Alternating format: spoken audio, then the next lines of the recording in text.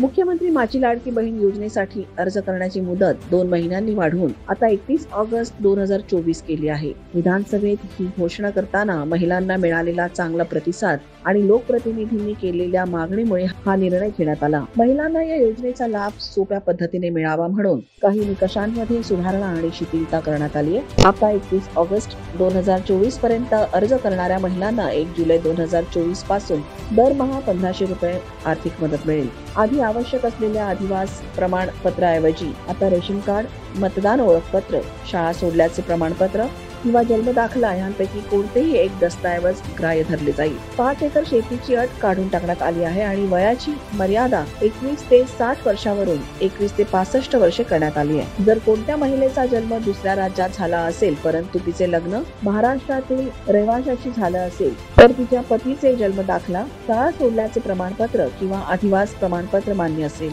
2.5 लाख रुपयांच्या उत्पन्नाच्या प्रमाणपत्राऐवजी त्यांच्याकडे पिवळे किंवा केशरी रेशन कार्ड आहे त्यांना या प्रमाणपत्रातून सूट देण्यात आली आहे। कुटुंबातील एका पात्र अविवाहित या योजनेचा लाभ मिळणार आहे।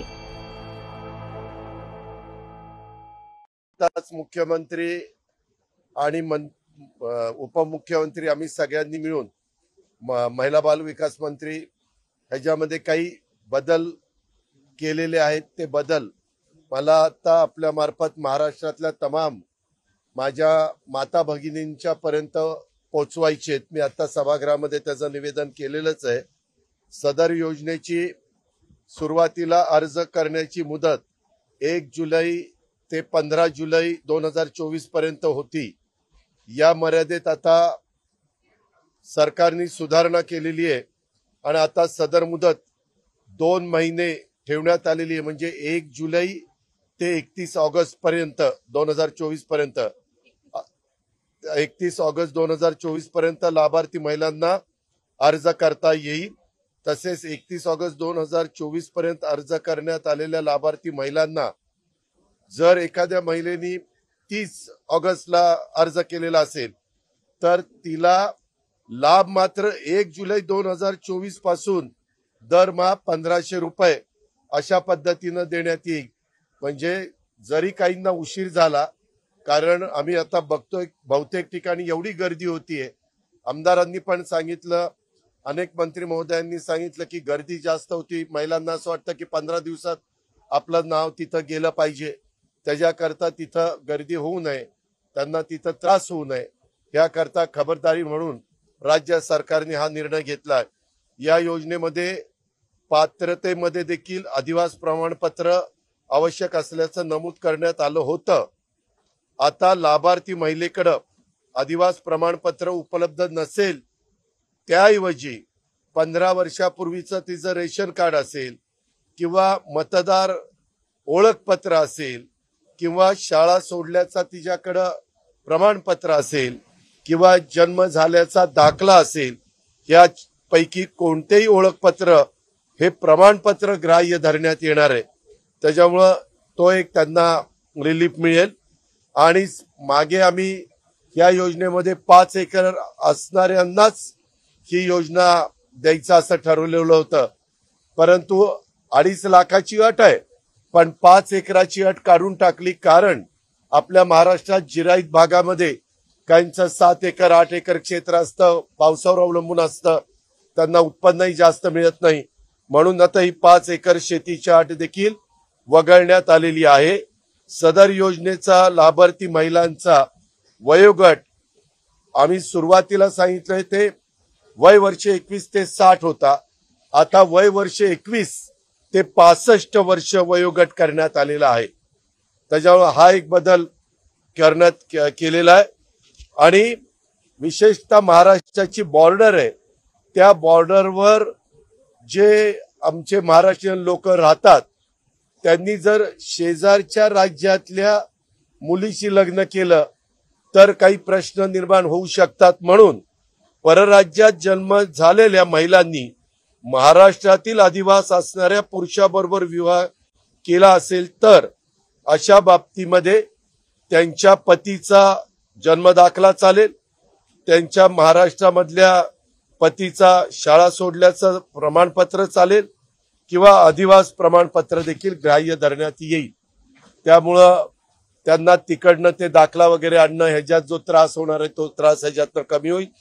2.5 लाख रुपये उत्पन्न दाखला उपलब्ध नसेल तर त्याऐवजी त्या कुटुंबाकडं पिवळं किंवा केशरी रेशन कार्ड उपलब्ध असेल तर त्यांना 2.5 लाख रुपये उत्पन्नाचा दाखला ही प्रमाणपत्रातनं सूट देण्यात आलेली आहे. म्हणजे केशरी आणि आमच्या पिवळ्या रेशन कार्ड धारकांना दाखल्याची गरज नाही 2.5 लाख उत्पन्नाच्या. आणि सदर योजनेमध्ये समजा कुटुंबातील एका पात्र अविवाहित महिलेला सुद्धा योजनेचा फायदा देण्यात येईल. म्हणजे जी पत्नी असती ती 21 ते 65 वयोगटातली असली तर तिला तर फायदा मिळणारच आहे.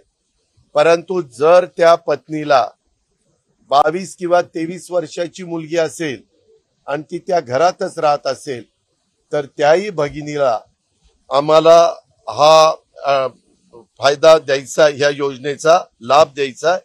त्याच्यामुळं त्या कुटुंबातील एका अविवाहित महिला पात्र वयोगटात बसत असेल तर तिलाही लाभ मिळणार आहे. अशा पद्धतीने ह्याच्यात बदल करण्यात आलेले.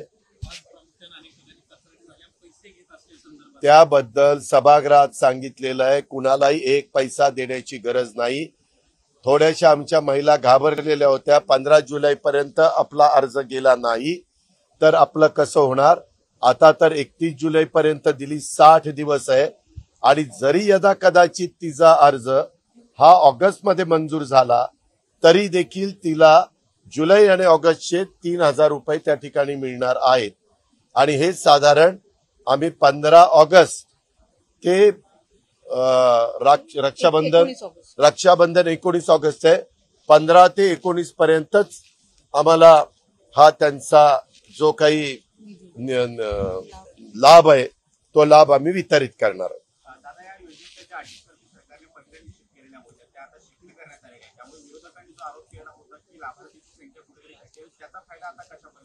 ह्याच्यामध्ये लाभार्थी वगैरे काही नाही. आम्हाला खरोखरीच आमच्या मातेला, भगिनीला, आमच्या मुलींना ह्याचा लाभ द्यायचा होता.